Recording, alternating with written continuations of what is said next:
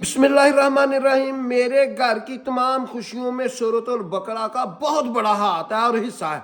और इसका मौजज़ा मैं आपको बताता हूँ कि हमारे घर में फैमिली सिस्टम हुआ करता था और पहले भी बहुत ज़्यादा नेगेटिविटी थी। और हमारे घर में तकरीबन जितने भी अफराद हैं उनमें एक दो को छोड़कर तमाम नमाजी हैं और ज़िक्र ज़कार करते हैं, मेरे बड़े भाई भी, मैं भी। और हम रात को भी ज़िक्र की महफ़िल करते हैं, अल्लाह के नाम सारे जितने भी याद हों और जितने नाम नबी सल्लल्लाहु अलैहि वसल्लम के याद हो बारो बारी 3 3 4 4 मरतबा पढ़ते हैं।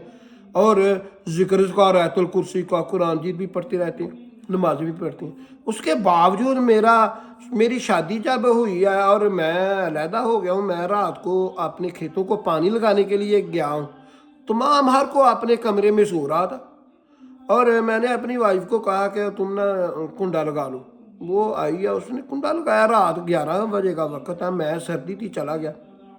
मैं जब 3 4 घंटे बाद वापस आया हूँ, मैं जिस जगह पर पानी लगा के आया हूँ वहां पर भी सारे शैतान है, जिन है, जिन्नों की बड़ी कसीर तादाद है और मैं जिक्र में होता हूँ, फर्क ही नहीं महसूस होता। मैं वापस आया हूँ तो वो बैठी हुई रो रही है आंसुओं से।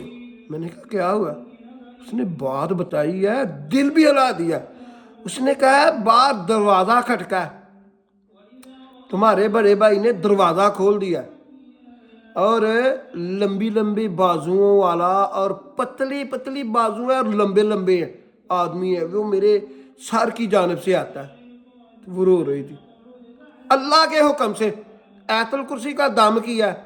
फिर मैं जब दम करता हूँ फिर आयतुल कुर्सी का भी दम करता हूँ, फिर सूरत हशर की आखिरी आयात दो उनको भी मिलाता हूँ साथ, सूरत फलक और नास तीसरा कलमा, इसको पढ़कर तसल्ला से फूंक मार दी और मैंने सूरतुल बकरा चला दिया, चलती रहे।